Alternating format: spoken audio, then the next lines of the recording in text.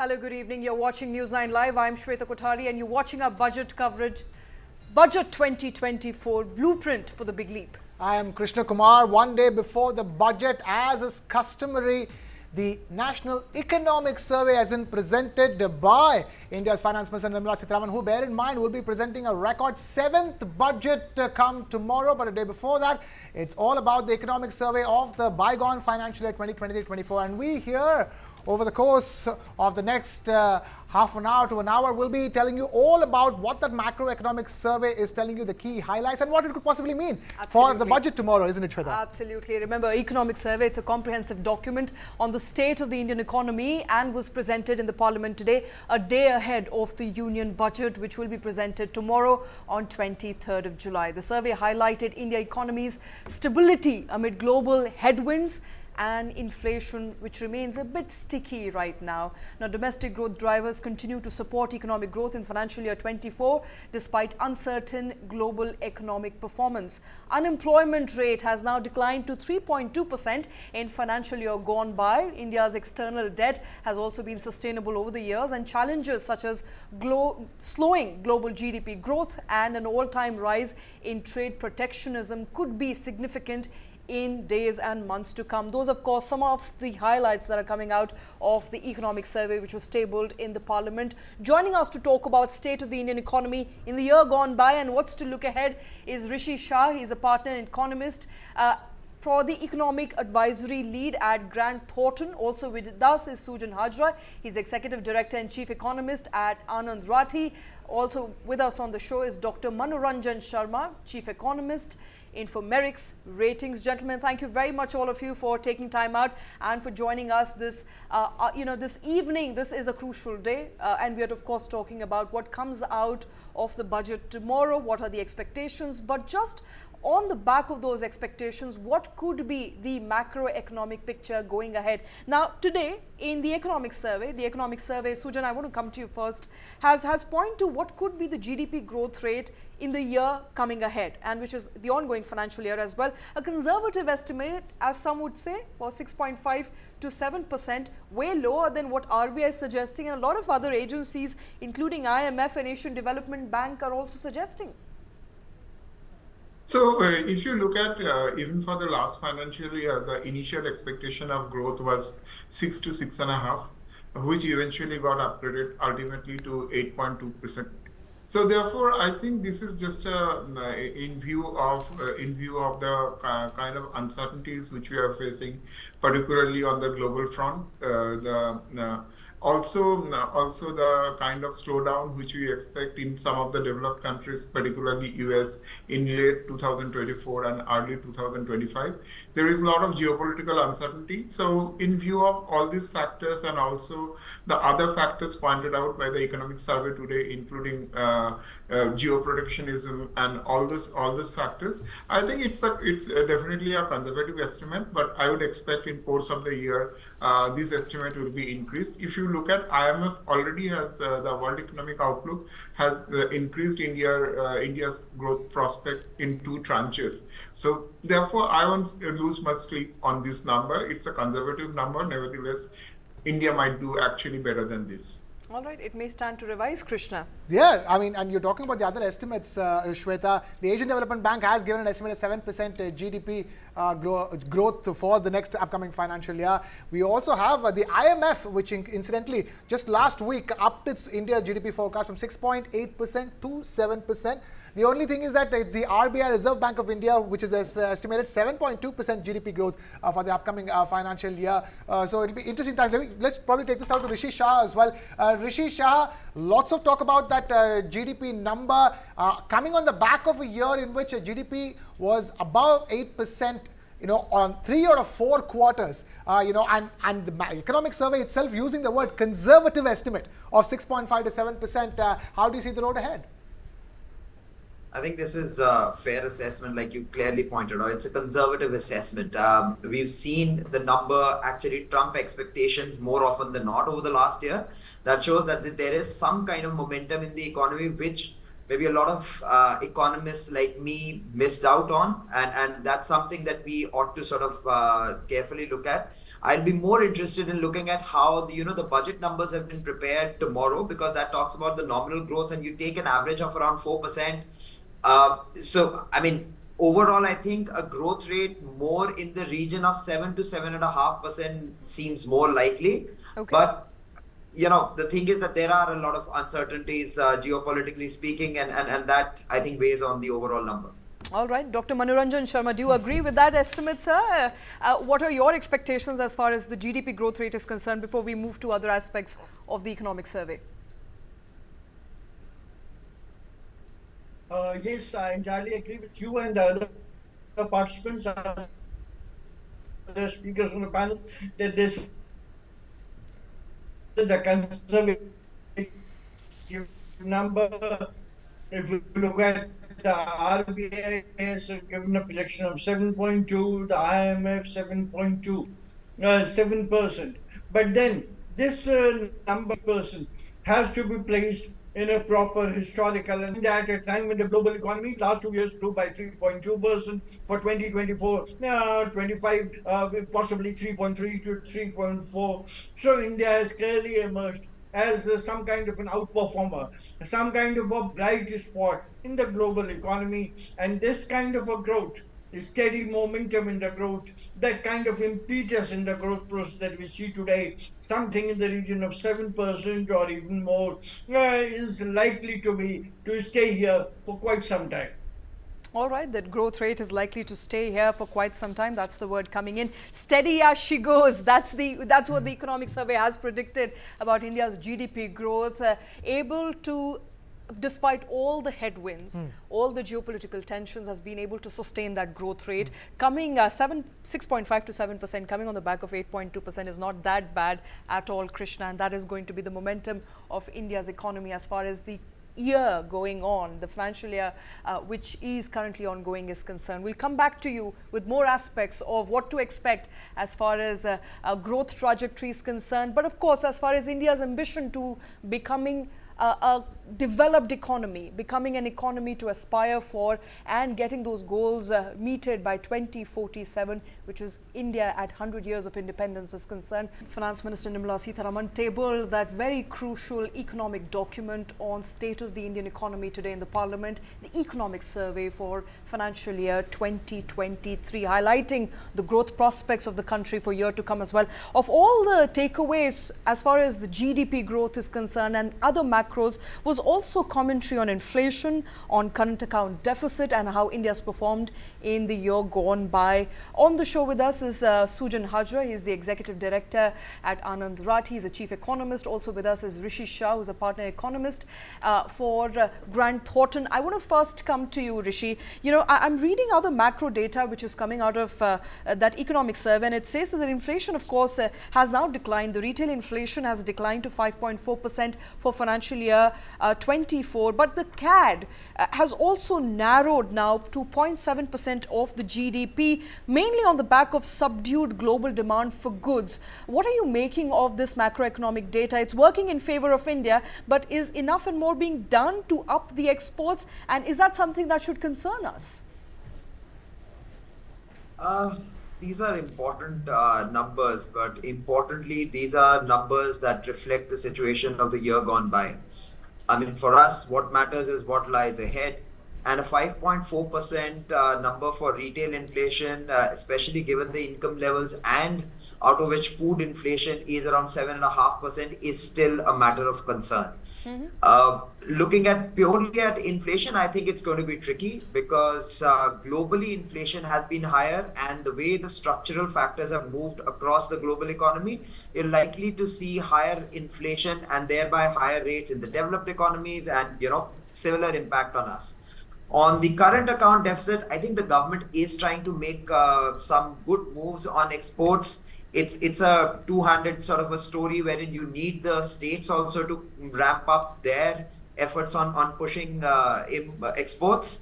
But as I see it, there is a long way to go. And interestingly enough, the survey makes a point for allowing some kind of Chinese investments, which is which comes as a surprise given the recent policies and what has happened over the last few years. Okay, interesting. You mentioned Chinese investment, and Sujan, I would want to pick your brains here. The policy says that FDI from China seems to be more promising in boosting India's exports to the US. And if the China Plus One strategy were to continue and we were to build on it, we must allow for more FDI from China. Quite not in line with the government's official policy on China. No, I don't think there is no. See the point. So far as China and India is concerned, China is also our largest source of import, particularly for the non-oil products. So, irrespective of the political standing with China, and irrespective of some of the restrictions which have been put on Chinese investment and some of the anti-dumping duties on Chinese imports. Having said that, India's economic relationship with China remains pretty robust, and I think there is a clear case to look into the investment flows from China. What one has to understand that in a sense, economic survey is far of a sort of an quite independent from the budget making. Okay. So therefore, one should not take too many clues from the economic survey into what will actually happen in the budget. But this is a viewpoint which has been expressed in the economic survey, and eventually this might not get reflected in the budget. But having said that, this is actually the conundrum on China. That's how the economic survey has talked about it. This is something which is sort of cannot be addressed in a very piecemeal manner, and I think we need a very detailed deliberation and a resolution of this issue. So I think that the issue has been rightly flagged. What will happen will depend on further deliberations. All right, and you know, one of the concerns throughout last year has also been India's capex spending. Now, of course, government has been upping that capex spending by at least 11%. That's what government had done in the budget last time around. But Rishi, you know, there is a concern here that even as we are upping our capex spending, there is not enough momentum from private sector at this point in time. And if government were to sustain, or if we were to sustain a capex bull run, private sector must participate and has to do that now. Would you agree with that? Absolutely. I think the government can do the heavy lifting at the beginning of an investment cycle. And to the credit of the current administration, they've done their part. I think they've brought it out in the right way, wherein they've tried to push the logistics side of it, you know, actually issues that enable the business community to perform better. Now, given the PLI schemes, you know, and given the time period for them to mature, to actually see investments on the ground, I think some of that should have some impact in the coming year as well. As the demand situation on the ground also hopefully increases, you're likely to see better investment numbers from the corporates itself. That being said, the biggest, you know, there is still that overhang of the global uncertainty. And, you know, if India is able to pitch to enough, you know, corporates across the globe to become a valuable part of the global value chain, I think that is where the, you know, change will come from. That should be our target going ahead.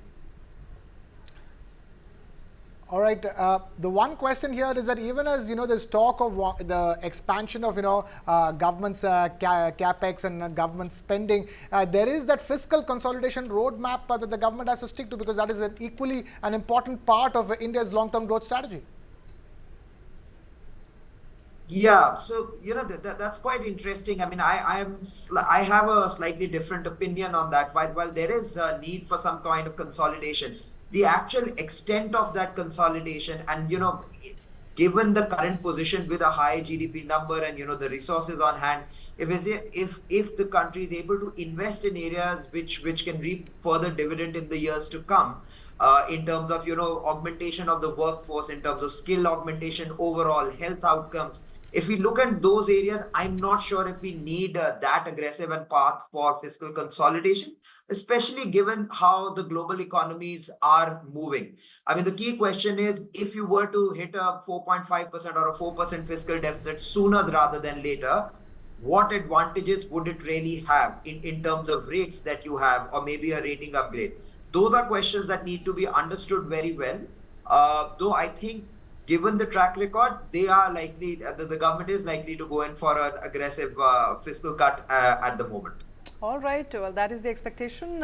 But some may also expect at this point in time that this is the opportunity for the government to really put the money where the mouth is, put more money in capex, give more money in the hands of people, because remember, financialization of savings has been concerned, private consumption has been a concern. So we'll of course have to wait till tomorrow to really know what is going to come out of Finance Minister's kitty. We were discussing the key takeaways of that very crucial document on the state of Indian economy, the economic survey, which was tabled in the parliament today, a day ahead of budget 2024. Modi government's and third term's first full budget. What will that entail?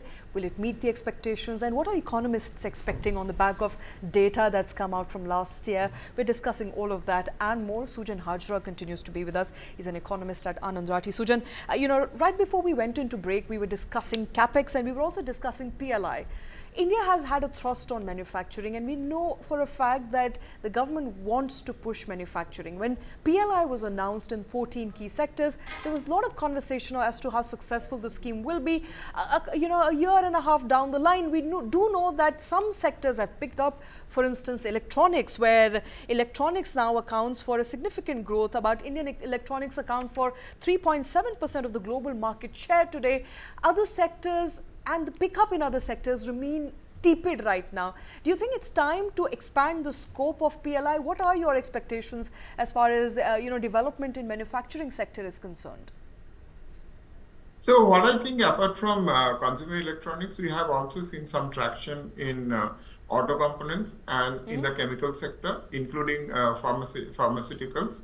So it's not that PLI has been just limited to consumer electronics. Also, what we are seeing in the context of some other segments, for example, renewable energy, or to some extent even defense-related area, there has been significant improvement in indigenization and in some cases even export promotion. So I think PLI, as a policy, PLI is a pretty transparent policy, but it has to be customized given the ground conditions of specific nature of the manufacturing activity. And I think more detailing on this will come in this budget. And I think our PLI scheme for the micro, medium, MSME sector, micro, small and medium enterprises, that is also something which can come through this budget. If you look at the emphasis of the economic survey, a lot of emphasis have been put on MSME and the startup ecosystem. So carrying on that, the budget might have some specific policies for those segments under PLI also. All right, there is an expectation there as far as PLI is concerned, perhaps to be expanded to other key areas as well. I would want to also talk a little bit about services, Rishi, services, which continues to grow at 7.6% in financial year 24, accounts for about 55% of India's total GDP. What are your expectations as far as services sector is concerned? What could come in the budget to ensure that India's services sector, which may have seen some pangs or pain areas, given that global economy has been slowing down, what could the government do right now to up India's services exports?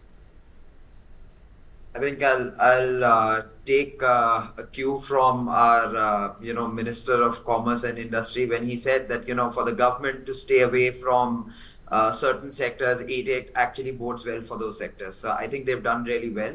And if the sector itself is able to adapt to the AI boom and the trends in the global economy, I think we have the capacity and the mental power as a nation to actually overcome any sort of small pangs that are sort of seen in the global economy. I think the service sector will continue to do well. Okay. In terms of GCCs and all of that, you're already seeing some more momentum there. So I really don't think, I think that those are sectors which are best left alone. All right. And if you are giving a push to manufacturing, there is a very close relationship how manufacturing and services develop together.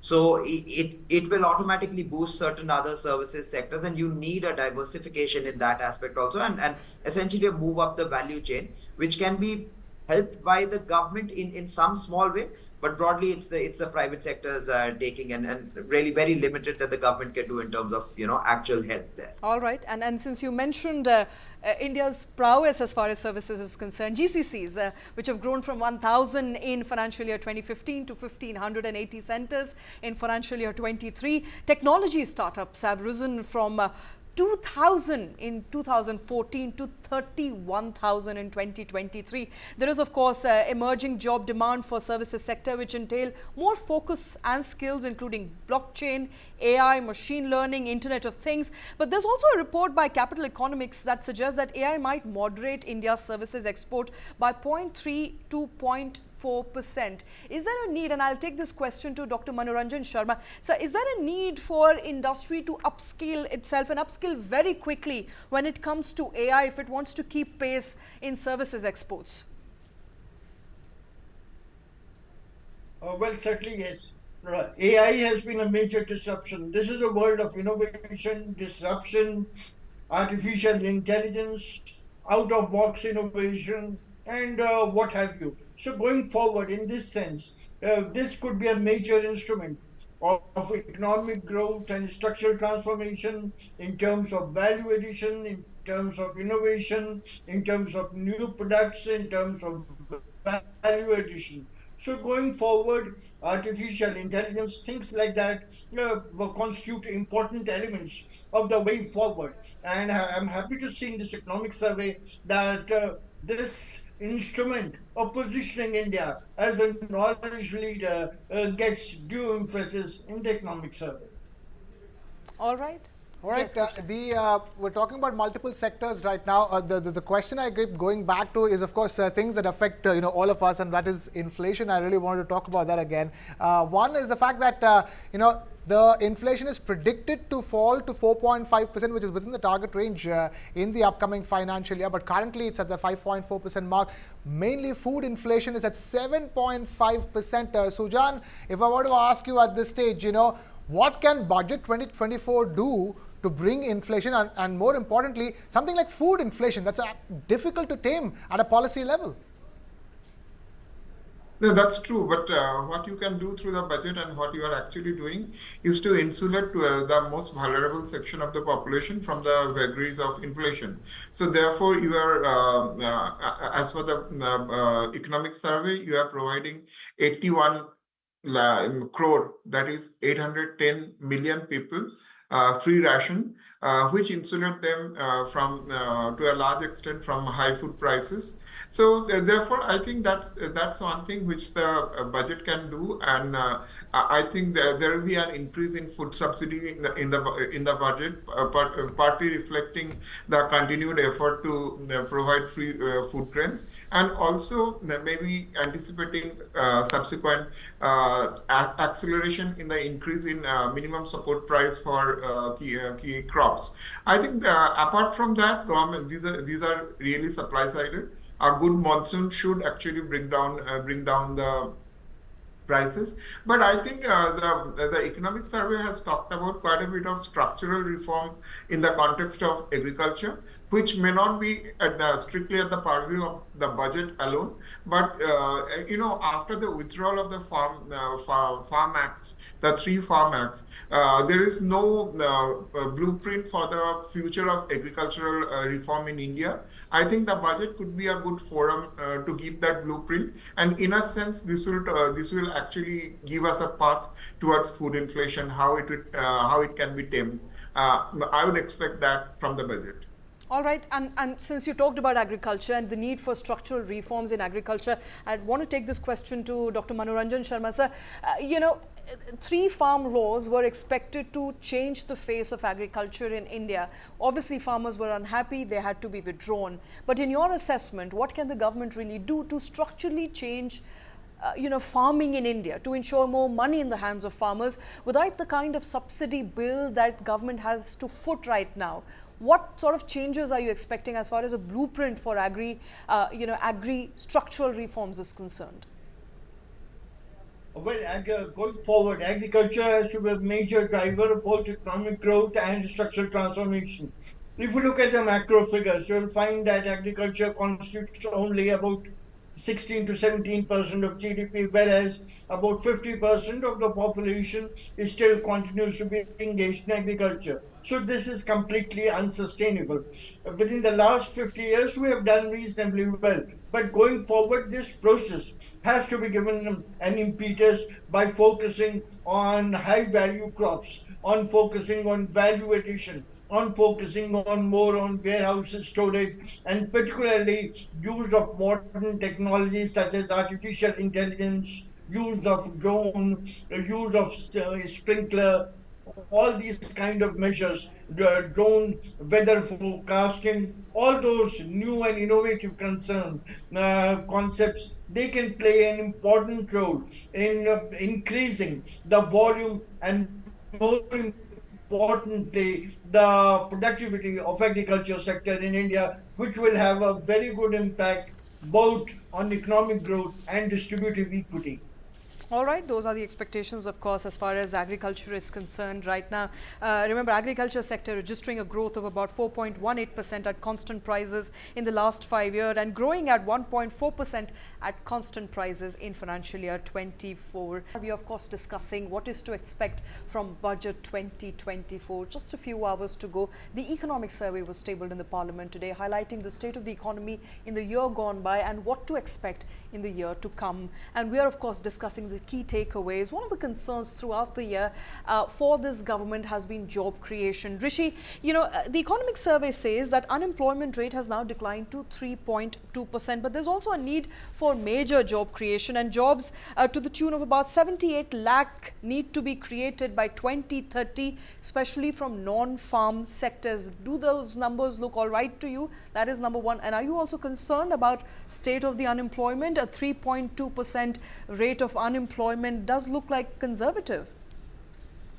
Yeah, actually, the way employment is measured in the economy, I mean, there are two definitions under which it is measured. That may provide you with a slightly misleading picture of the situation on the ground.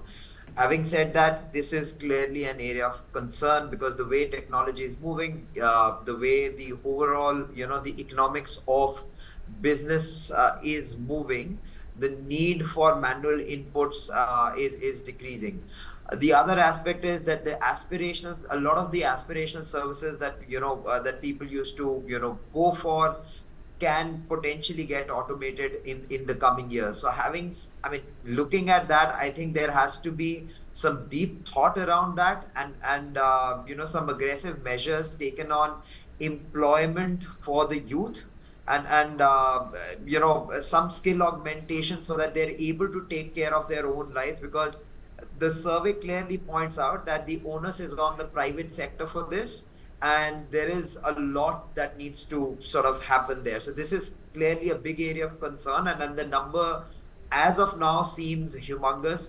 You need kind of some kind of if I can call it like a revolution in manufacturing, along with some uptick in services also, to be able to absorb those kind of numbers coming into the workforce in the coming decade or so. Okay. Sujan, there is a lot of significance and thrust that the economic survey puts on the private sector in driving not just economic growth, but also employing, creating more jobs.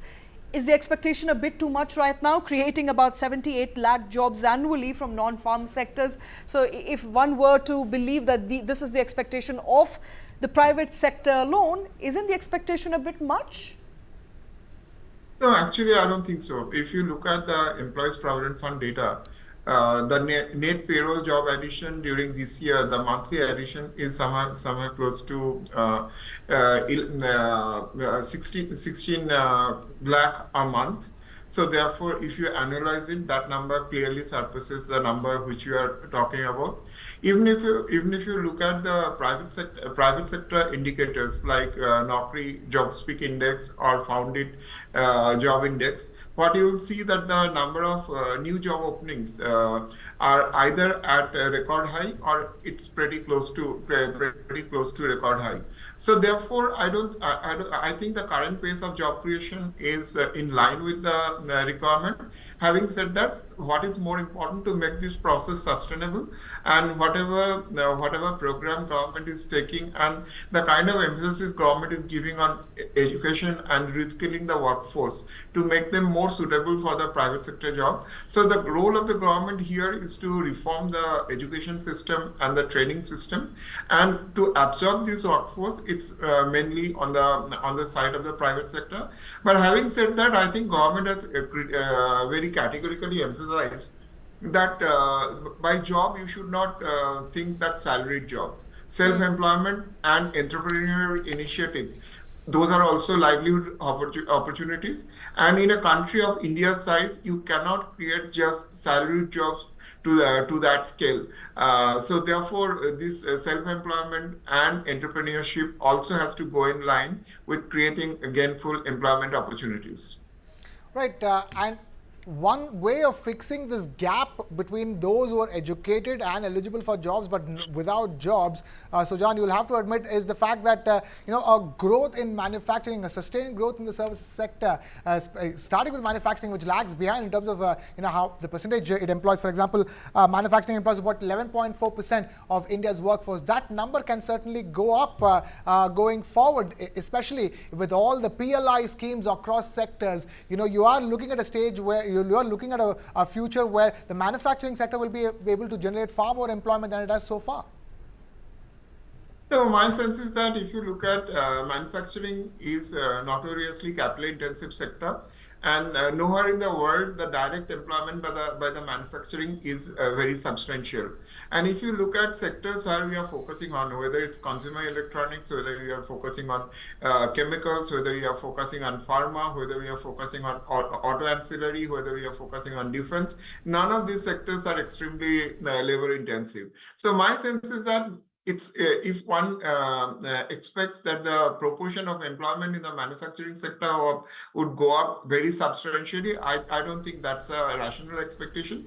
But manufacturing creates a multiplier effect, whereby in associated areas, including the ancillary manufacturing activities and also the services sector, which is catering to the manufacturing, the employment gets created rather than in the core manufacturing in all those areas. And I think that's the whole emphasis of the government in trying to create India as a global manufacturing hub. All right, and since we're very short on time, moving on from this, I also want to talk a little bit about the debt to GDP ratio, Rishi. Now, India's external debt has been sustainable. That is what the economic survey is saying, at about 18.7% at the end of March of 2024. But there's been a lot of conversation about household debt in the year gone by, which reached a record high of 39% of the GDP in the third quarter of fiscal year 2024. Not just that, net financial savings also dropped to their lowest at 5% of the GDP. What exactly is happening here? What are you making of these numbers? So, this has been somewhat of a conundrum for the banks also over the last year or so, wherein, the financial debt of households has picked up, partially because of easier access to credit through multiple schemes and NBFCs and the lot. And however, that being said, we need to delve deeper into this. I don't think there is a clear-cut answer. I'm not with staying with the binaries, but is this like a cause? Is this a cause of concern? Is this one word to read more to it? Because a lot of people that I've spoken to in the past year are also of the opinion that this essentially means that there is a growing aspirational class, there's easy access to credit, and it's not necessarily a bad thing. Not necessarily a bad thing. I would sort of go with that. The other thing is that we're used to a particular kind of numbers in terms of patterns and, how consumers behave and everything from the past data that we see. The RBI made a point, I think 6-7 months back on the same aspect, highlighting it. So clearly the authorities are looking at these numbers closely.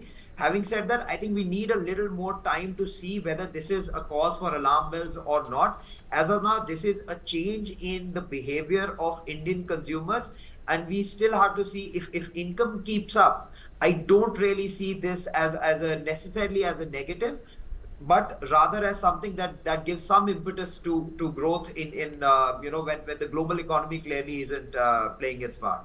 All right, and since we talk about income, there is a takeaway on the state of inequality in the economic survey as well, which says that about 10% of Indians account for 1/3 of the total earnings in this country. Dr. Manoranjan Sharma, does this basically go on to suggest that India really needs to do something about the state of inequality when it comes to earnings and incomes in India? Yes, certainly. Inequality is a fact of life both in India and abroad. Everywhere we find that the skewed pattern of income and wealth distribution, which is technically measured by Gini coefficient, does not give a very happy picture, particularly in the post-COVID-19 environment. Now, going forward, we have to focus on employment-intensive measures such as schemes such as micro, small, medium enterprises. Uh, Financial inclusion could have a major part. The health sector schemes, education, employment, all these are could be pushed by the government together with the private sector as part of All right. in Dr. Sharma, we can't hear you very clearly, sir, and I'm short on time. So before we end the show, I think it's important to highlight on, leave on a positive note. And I'm going to quickly end with highlighting the 6 key areas of interest that economic survey points to move into Amrit Kal, or the golden period for India. And one of them, of course, is to boost private consumption. Another is to make sure MSMEs become a strategic priority, make agriculture a potential for future growth, an engine for future growth, green financing, transitioning to securing green financing, and education employment gap that needs to be bridged. Also focus on state capacity and capability for accelerating and sustaining India's progress. Those are the 6 key areas that the government has highlighted as far as India's swift movement into Amrit Kal is concerned. Before I close the show, Sujan Hajra, Rishi Shah, would you like to add something to it? Is there more to what government should be focusing on right now in order to usher that period of economic certainty, a golden opportunity for India in making, of course, by the way of what's coming from the past numbers, but what can be added to this list of key areas and key priorities? Rishi, I'll begin with you. Thanks a lot. I think that this pretty well summarizes what the government needs to focus on. I think the current survey is a no frills kind of a document and talks about everything that is on everybody's mind in terms of the basic challenges that the economy seems to facing. I think some movement on freeing up the agricultural sector so that the productivity is unleashed and the larger masses are able to enjoy the benefits of a global market and a vibrant Indian market, something that will have an impact. I think otherwise broadly it's taken care of the large issues, but yeah, we will likely to see more policy. I would like to see some more policy action on the fact that how do you spend on important factors, long-term factors such as health and employment and safeguards for the people at the lower ladder of lower rungs of the ladder in terms of income. All right, Sujan. So I think something which is happening in the recent past looks slightly contradictory, but that's what is happening. What is happening is the poverty is reducing very significantly, but at the same time, income inequality is increasing. Now, given the aspirational aspect of the Indian population and the young population, this is causing significant amount of social rift. So therefore, I think there is a clear requirement to look into the distributional aspect of income. Although we have been far more successful in elevating poverty, so until unless this political economic aspect is taken care of, I think it will be very, very difficult to make our robust economic growth sustainable because the social strides will come back. So I think some more work on the political economic front is something which is required. Maybe more welfare programs, maybe better education system which is linked to the job market. Apart from making the state overreaching through direct benefit transfer and through other social measures, we need to do a fuse between the economic growth and social harmony. So I think Right. that should be the focus of the budget. Right, better job opportunities, more pay in future to come, perhaps. Hopefully. That is what I would like to add as far as my expectation with the budget and the long-term vision for India is concerned. But gentlemen, I appreciate you all taking time out for joining us on this very crucial evening. It's a day ahead of the budget 2024. First full budget of Modi government 3.0. Expectations are riding high. Krishna, will be seeing you all at 8 o'clock tomorrow morning with what the budget will entail, and Finance Minister, of course, will be presenting that budget at about 11 o'clock tomorrow morning. Right, that's right. Here's a quick programming note. Make sure you're tuned in to News 9 Live all day on Budget Day. Top voices who decode budget 2024 for you, top market experts, top tax experts, and top economists from across the country, bringing you the most in-depth, incisive analysis of budget 2024 right here on News 9 Live. So make sure you don't go anywhere. You stay right with us here on News 9 as we get you all that you need to know on budget 2024, what's in it for you, me, and everybody watching us. All right. With that, it's a wrap. Thank you very much for watching.